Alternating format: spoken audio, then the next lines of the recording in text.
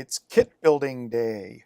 I bought the Sparkfun kits last year. The Sparpunk sound kit and Sparpunk sequencer kit, which controls the sound kit. And it's basically an introduction to analog synthesizers, using a 555 timer to generate the sound and a 4017 as a sequencer to control the sounds generated by the 555.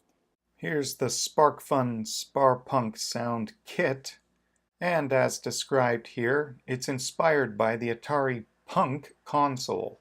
And the history on that can be found just by searching it out, and they expanded on it.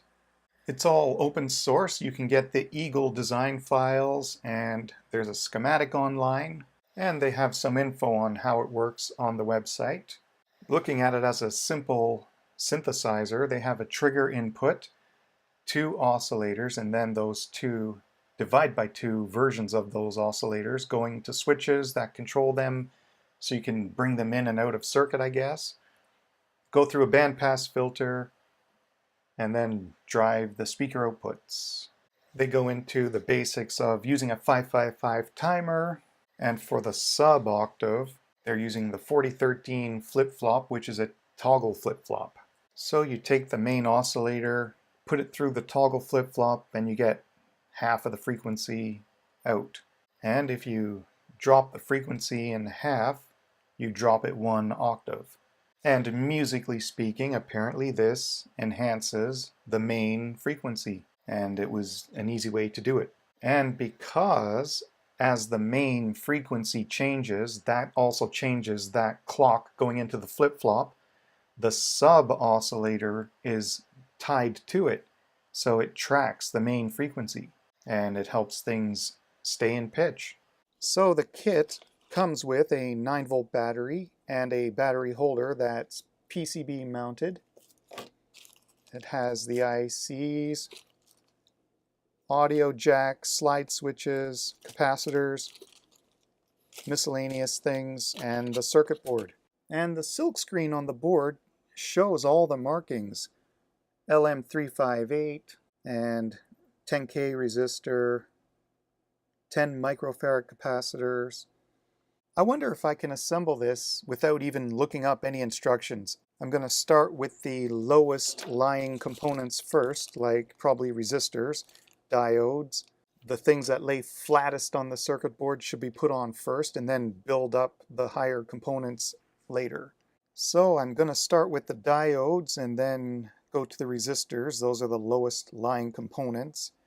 I'm going to just put all this together and come back.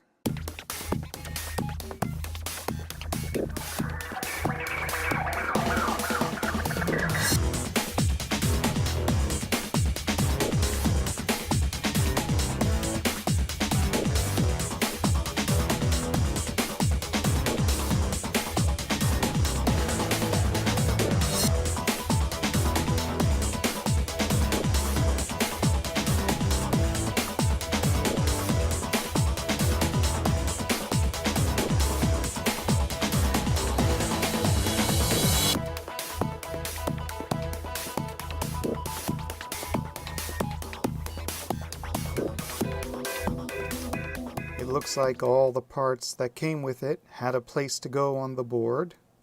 In the meantime, I've got the switch on, and there's power somewhere in here. So this is a headphone jack, and there's an external speaker set of 0.1-inch headers. I attached the headers, and I put DuPont cables on so that I could use alligator clips to a speaker.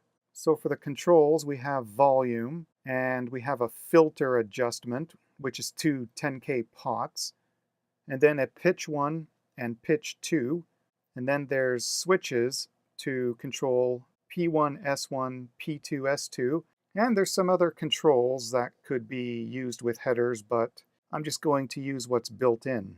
The trigger button with the LED enables the oscillators, so that's how we get the sound.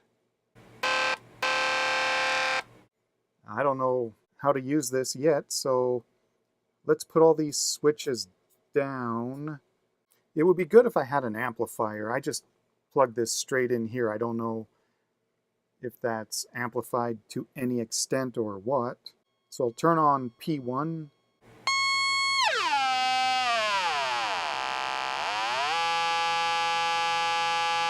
Okay, so pitch 1 dial is the only one doing anything with P1 on.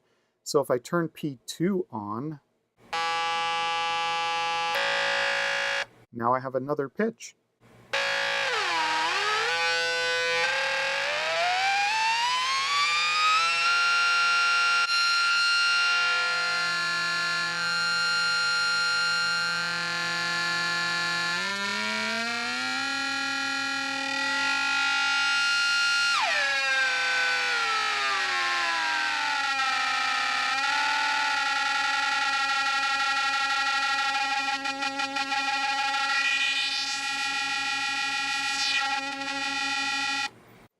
So the filter seems to be kind of sweeping a notch around.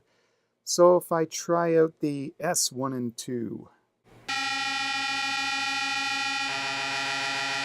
So it sounds like it put in a sub-lower frequency.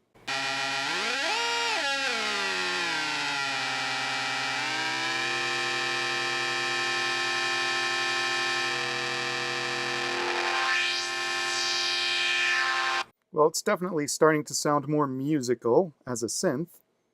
Maybe we can do a techno song. I've added in S2, so all 4 switches are up. So both pitches and sub-frequencies.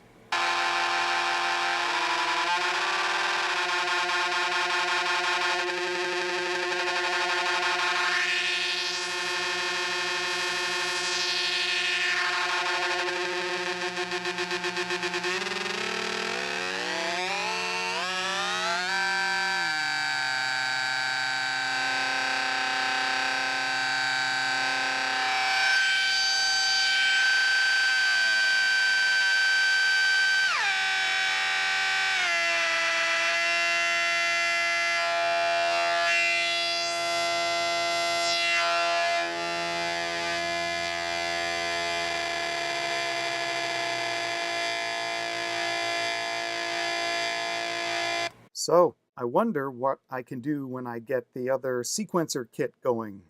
That's for next time.